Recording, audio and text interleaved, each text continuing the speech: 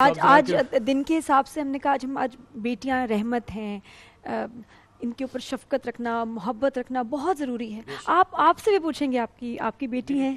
3 بیٹیاں ماشاءاللہ، بتائیں ان کے ساتھ کیسے؟ الحمدللہ، یہ تو ان سے پوچھیں کہ میں نے ان کے ساتھ کیا سلوک کیا، لیکن مجھے کتنی محبت ہے ان کی، کوئی ادا کوئی ٹائم پتہ ہے جو بہت اچھا لگتا ہے بچیوں کی کوئی ادا؟ میری بیٹی رافع ہے، وہ میرا بہت خیال رکھتی ہے ماشاءاللہ۔ وہ ایسے ہی جیسے میں تو یہ کہتا ہوں کہ جیسے حضور صلی اللہ علیہ وسلم نے حضرت سیدہ فاطمہ تو زیادہ فرمایا ام ابی ہے، وہ تو میں نہیں کہہ سکتا، لیکن تم میرا ویسے ہی خیال رکھتی ہو جیسا کہ سیدہ پاک نے حضور تعلق ہی اور کیا بات ہے، ایسے ہی ہے۔ علامہ صاحب آپ فرمائیے، جیسے رحمت للعالمین کے گھر رحمت، بے شک ایسے ہی ہے، تو یہیں سے گفتگو کا آغاز کیوں نہ کیا جائے؟ بسم اللہ الرحمن الرحیم۔ بہت خوبصورت نقطے کی طرح آپ نے اشارہ فرمایا کہ وہ ہستی کی جن کے بارے میں خدا نے فرمایا کہ وما ارسلناک الا رحمت للعالمین، کہ اس حبیب کو ہم نے عالمین کے لیے رحمت بنا کر بھیجا ہے، اور جو یہ ذات فرما رہی ہے وہ خود بھی رب العالمین ہے۔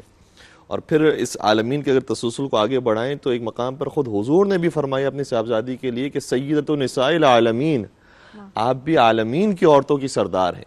تو خدا ہے رب العالمین، حضور رحمت للعالمین، اور پاک سیدہ کائنات ہے سیدۃ النساء العالمین۔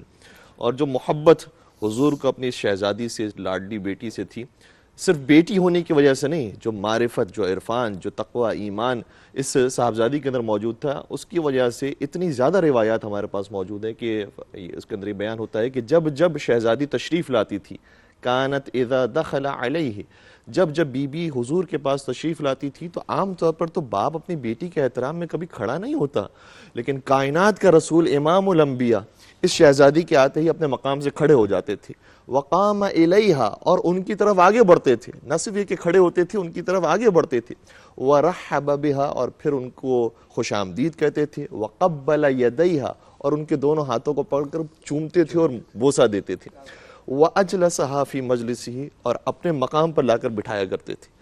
یہ عزت و احترام اور تکریم حضرت فاطمہ زہرا سلام اللہ کے لیے حضور اکرم کی نگاہ میں تھی۔ اور پھر اگر ہمارے لیے سب سے بڑا اسٹینڈرڈ اور معیار ہے، وہ پروردگار عالم کا کلام پاک ہے۔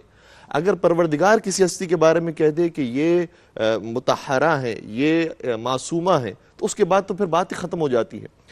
پروردگار عالم نے اس ہستی کے بارے میں قرآن کریم کے اندر 1 نہیں، 2 نہیں، 3 نہیں، 4 نہیں، ایک صاحب نے باقاعدہ اس پر کتاب لکھی، علی صاحبی فرد ان کا نام ہے، انہوں نے کتاب کو عنوان رکھا ہے 135 آیتیں بیوی کی شان میں نازل ہوئی ہیں، اور کسی خاتون کے بارے میں اتنی آیتیں نازل نہیں ہوئی ہیں کہ جتنی حضرت فاطمہ زہرا سلام اللہ کے بارے میں نازل ہوئی ہیں۔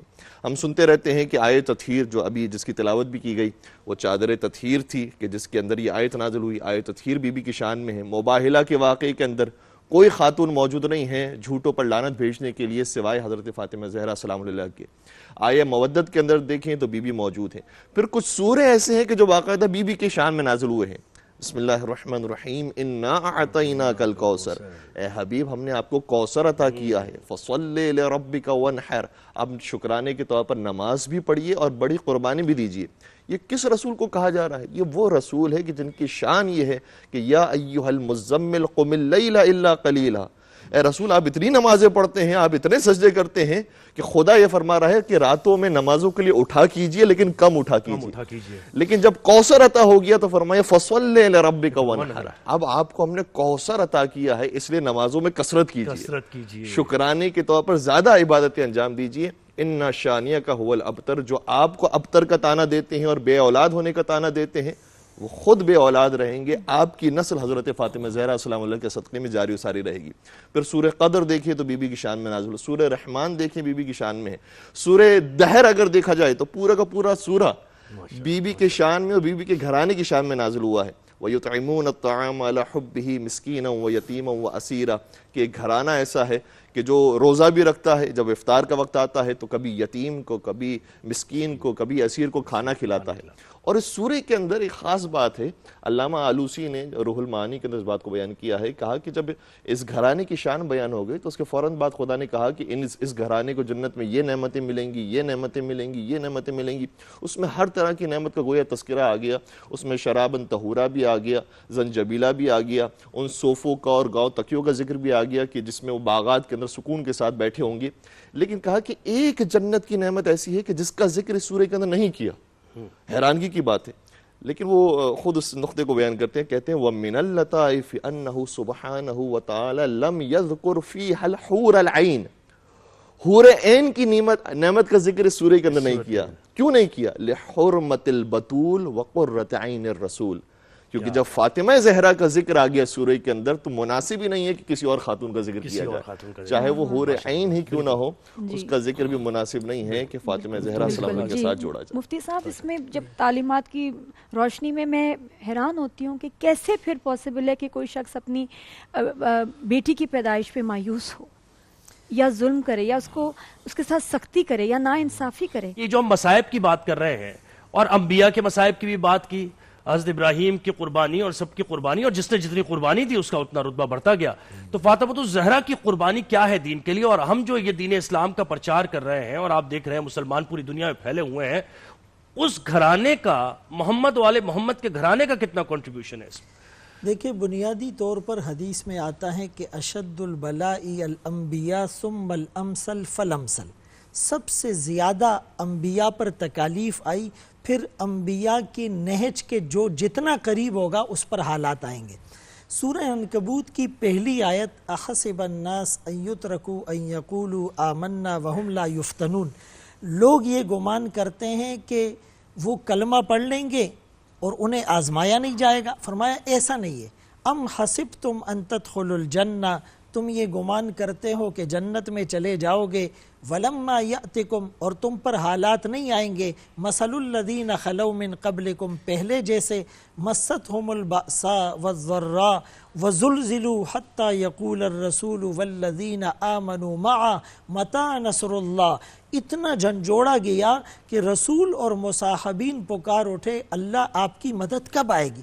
تو اہل بیت کی جو قربانیاں ہیں، اگر ہم کربلا کے میدان کو ہی دیکھ لیں، حضرت حسین رضی اللہ عنہ نے اپنے گھرانے کے ساتھ، اپنے خانوادے کے ساتھ، گلشن رسالت کے مہکتے پھولوں کے ساتھ، ان 72 افراد کے ساتھ جو قربانی دی ہے، تو امت کے لیے یہ مشعل راہ ہے. لیکن امت اس واقعے کو بیان کرتے ہوئے یہ ضرور دیکھے کہ اس حالت میں بھی انہوں نے نماز نہیں چھوڑی، اس حالت میں بھی ان کے گھر کی خواتین کے سروں سے دوپٹے نہیں اترے، اس حالت میں بھی گھر کی خواتین نے نوحہ نہیں کیا، بلکہ نہ مسجد میں، نہ مندر میں، نہ بیت اللہ کی دیواروں کے سائے میں نماز عشق ادا ہوتی ہے، تلواروں کے سائے میں. حضرت علی رضی اللہ عنہ اگر موت کے بستر پر لیٹ رہے ہیں تو انہیں معلوم تھا کہ یہ موت کا بستر ہے. کسی نے پوچھا کہ آپ کی زندگی کی سب سے بہترین اور مطمئن رات کون سی تھی؟ فرمایا وہ رات جو میں آقا کے بستر پر لیٹا تھا. لوگوں نے حیرت سے کہا وہ تو موت کی رات تھی، آپ کو پتا تھا کہ میری موت ہو سکتی ہے، شہادت ہو سکتی ہے؟ فرمایا نہیں، رسول اللہ صلی اللہ علیہ وسلم نے کہا تھا علی صبح لوگوں کی امانتیں ان کے حوالے کر کے میرے پاس آ جانا. یہ جو آقا کا جملہ تھا اس پہ میرا کانفیڈنس لیول اتنا زیادہ تھا کہ مجھے پتا تھا کہ مجھے اس رات کچھ بھی نہیں ہو سکتا. تو اہل بیت اطہار کی جو محبت ہے، جو قربانیاں ہیں، وہ سب کے لیے مشعل راہ ہے. قدوتنا و امامنا و ساداتنا، اللہ ان پر کروڑوں رحمتیں نازل فرمائے اور ہمیں ان کے نقش قدم پر چلنے وہی کی قربانیاں جن کے صدقے ہمیں رزق بھی مل رہا ہے اور جن کے صدقے. بہت شکریہ علامہ تقی مہدوی صاحب، آپ نے ہمیں وقت دیا. مفتی فضل سبحان صاحب آپ نے وقت دیا ہمیں.